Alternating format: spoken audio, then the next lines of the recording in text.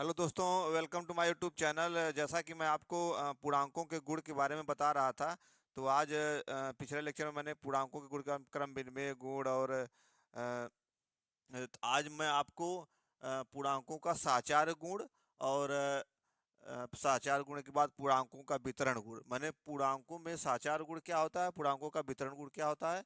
तो सबसे पहले हम देखते हैं पूर्णांकों का साचार गुण। तो साचार गुण का पालन पूर्णांक सभी पूर्णांक करते हैं।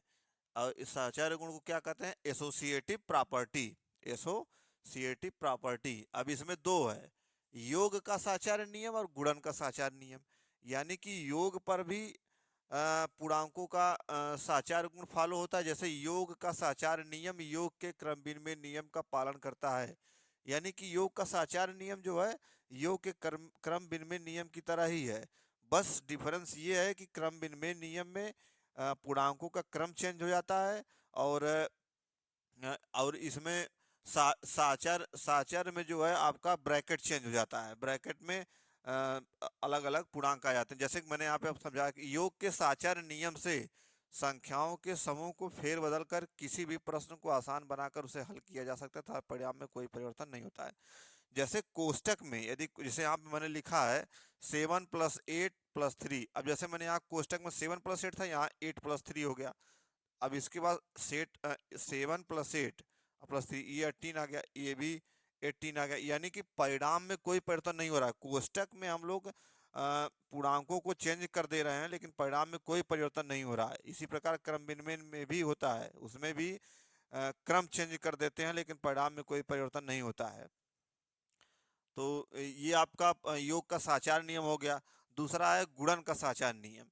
जब किन्हीं दो या दो से अधिक पूर्णांकों को किसी भी क्रम में सजाकर हल करते हैं तथा उसका उत्तर एक समान प्राप्त होता है, तब उसे गुणन का साचार नियम कहते हैं। यानी कि अर्थात आप किन्हीं भी दो पूर्णांकों को किसी भी क्रम में आप सजाकर हल करेंगे, तो उसका जो रिजल्ट प्राप्त होगा वो गुणन का साचार नियम फॉलो करेगा। जैसे -8 × -8 × 4 इज इक्वल टू -8 कोष्टक में -8 × 4। यानी कि देखिए इसमें ब्रैकेट में -8 दो बार है। यहाँ पे ब्रैकेट में मैंने एक -8 को बाहर कर दिया है, -8 × 4 हो गया।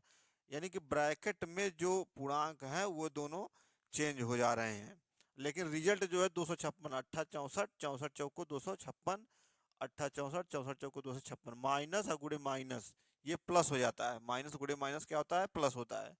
तो यहाँ भी प्लस हो गया, यहाँ भी प्लस। 256 इज इक्वल टू 256, यानी कि left hand side is equal to right hand side. इस प्रकार गुणन का साचार नियम, सभी पूर्णांक गुणन के साचार नियम को फॉलो करते हैं। अगला गुण है वितरण गुण, डिस्ट्रीब्यूटिव प्रॉपर्टी। इसमें योग पर गुणन का वितरण, यानी योग पर गुणा जो है डिस्ट्रीब्यूट होता है। उसी प्रकार घटाने पर, व्यवकलन या घटाने पर गुणन का वितरण, यानी कि घटाने पर भी गुणा डिस्ट्रीब्यूट होता है, वितरित होता है। जैसे मैंने यहाँ लिखा है, माना तीन पूर्णांक ए बी सी हैं, तब a × b + c is equal to a × b + a × c। इसका अर्थ क्या है? ये तीन पूर्णांक हैं आपका ए बी सी। अब मैंने दो पूर्णांकों को जोड़ दिया है और उसको तीसरे पूर्णांक से, प्रथम पूर्णांक से गुणा कर दिया है। ये अब इसका जो मान आएगा वो पहले पूर्णांक और दूसरे पूर्णांक का गुणनफल, फिर पहले पूर्णांक और तीसरे पूर्णांक का गुणनफल, फिर दोनों का योग के बराबर आएगा। इस प्रकार आप घटाने पर भी गुणन का वितरण, माना तीन पूर्णांक ए बी सी हैं, तो ए कोष्टक में b - c is equal to a × b - a × c। तो इस प्रकार आपका साचार गुण और वितरण गुण पूर्णांकों का मैंने आपको आज के इस लेक्चर में बताया। फिर अगले लेक्चर में मिलते हैं। Thank you.